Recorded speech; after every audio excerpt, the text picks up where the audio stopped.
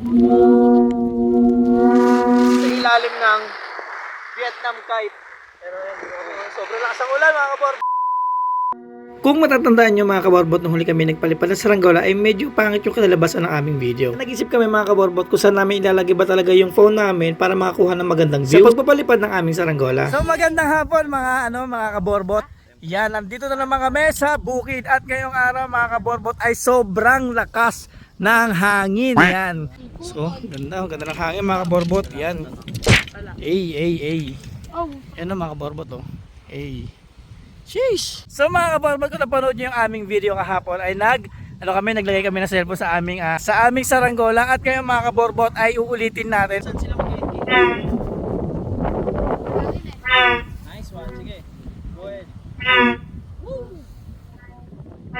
At hindi na nga tayo magpapaligoy-ligoy pa mga kaborbot at a-assemble na nga natin tong ating saranggola. Sobrang ganda nga mga kaborbot ng hangin na araw na yan at makikita nyo naman sa background o yung sa ulap ay continuous talaga yung hangin. At kung napadaan nga mga kaborbot ang aming video o napapanood nyo to ay comment nyo naman mga kaborbot kung taga saan kayo para malaman namin kung saan na nakarating lugar ang aming pagpalipad ng saranggola.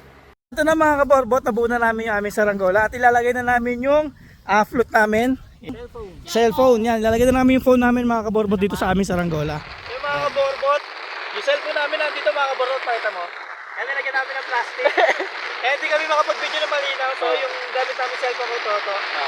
Habang siniset up nga namin mga kaborbot itong aming saranggola ay biglang bumuhos naman ng malakas na ulan. So wala kami magamit na video kasi nga yung aking cellphone ay nakatali dun sa aming saranggola. Kaya yung cellphone nito itong aming ginamit sa pagbi-video. Sobrang nakakatawa lang mga kaborbot kasi yung mismo saranggola yung naging payong namin. So ang dami palang gamit ito mga kaborbot, pwedeng gawing payong. So ito na mga kaborbot, nakapit na namin yung aming flute at na-set up na namin na maayos yung aming camera. Yan, so solid na solid ito mga kaborbot, makikita talaga natin yung view ng ating paligid. Magkano ka ulit muna dito sa hawak mo ng tali? Happy birthday! Pupunta na ako doon para Sabi na mag-happy pakita ka to. muna boy. Teka, ako hawak. Ay! Mga WhatsApp ka video! What's up mga kaborbot? Hello! Bye! Bye-bye na! Bye-bye! Bye-bye! Bye-bye!